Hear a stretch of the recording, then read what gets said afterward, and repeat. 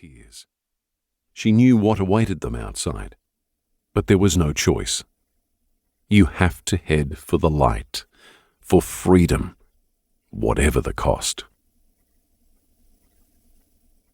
Angeles City, Philippines, September 2013.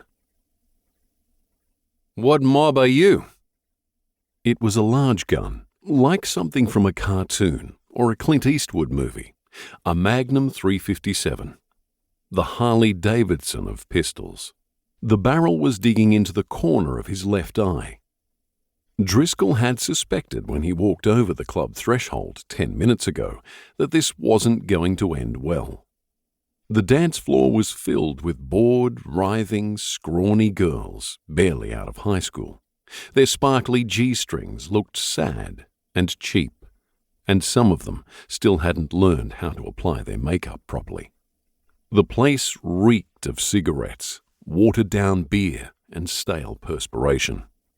The sweat oozed from the sunburned, middle-aged gubbers, mainly Australian, if their T-shirts and Southern Cross tats were anything to go by, lining the cubicles around the walls.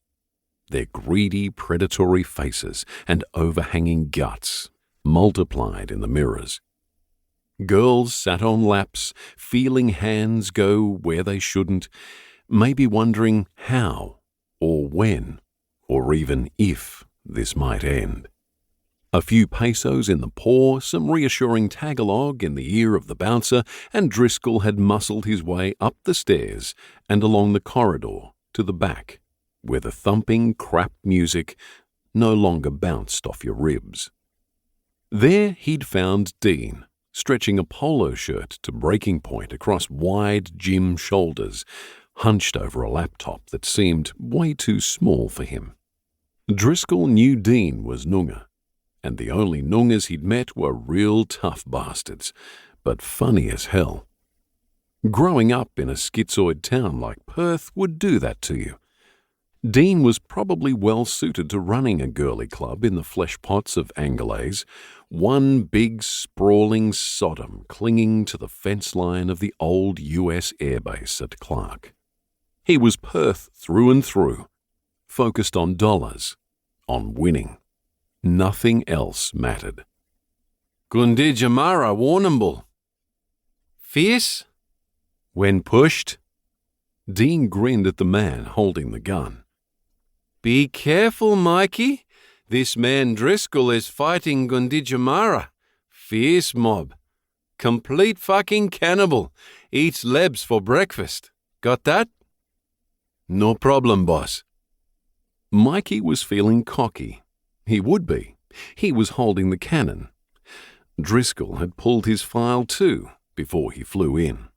Michael Aboud, from Punchbowl, New South Wales, running from a gang feud that had killed 4 of his erstwhile comrades back in June over a period of less than a fortnight. They were fighting among themselves.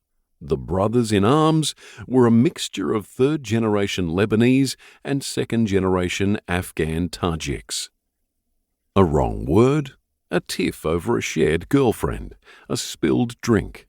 Whatever it was, it had split the gang down ethnic lines, and they'd been doing drive-bys on each other ever since.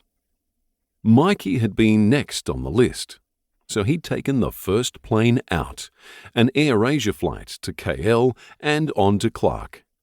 Now he was Dean's property. Coconut though, eh? Dean, back on the subject of Driscoll. Errand boy for the Wagella. Tracker. He glanced at the fake ID card in Driscoll's confiscated wallet. Tracker John. That you? This is the deal, said Driscoll. The gun in his eye was beginning to give him a headache, and he was sick of holding his hands in the air. It was hot and sticky in that office, and he was craving one of Dean's watered-down San Miguel's. You withdraw your blackmail demands on Charlton's wife and employers. Give me any dodgy pics and other materials you have, and erase him from your system. And, said Dean, faintly amused, you get to stay in business. You reckon you've more...